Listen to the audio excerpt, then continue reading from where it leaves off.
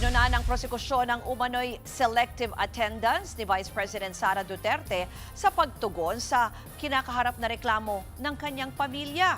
Yan ay matapos samahan ng bise ang kanyang kapatid na si Congressman Paulo Duterte sa pagdinig sa kasong grave threats. At live mula sa Batasang Pambansa, may Express report si Mobile Journal Amy Atienza. Amy, ano ba ang sabi ng prosekusyon?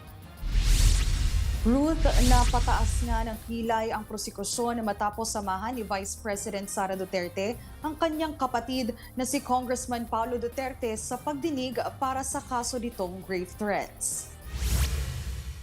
Kung babalikan natin, Ruth, sa nakalipas na 15 araw ng impeachment trial, ni minsan ay hindi nakadalo dyan si VP Sara. Isa rin sa kinahaharapan na article of impeachment ng bise ay ang grave threats kaugnay ng kanya umanong pagbabanta sa buhay ni Pangulong Bongbong Marcos at ng kanyang pamilya. Pero kahapon nga nang samahan pa ni VP Sara ang kanyang kapatid sa korte sa kaparehong reklamo, ay narito ang naging pahayag ng prosekusyon. Meron po nga selective attendance yung po nga pangalang Pangulo, no? Pero I think the more important proceeding for her would be her own grave threats proceeding at the Senate Impeachment Court. The obligation that she need to perform by facing the charges hurled against her, yung obligasyon niya naman sa taong bayan.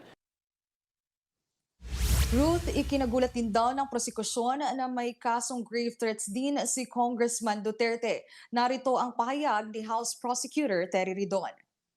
Actually, nagulat po kami kahapon na meron palang grave threats case po si Congressman Duterte. The question of the nation is, does it actually run in the family?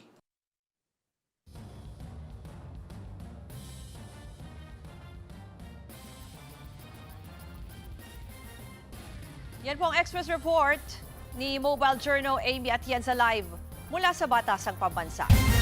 Mga kapatid, Ruth Cabalco, para sa mabilis na pasada ng mga balitang dapat niyong malaman, mag-follow at mag-subscribe sa social media pages ng News 5.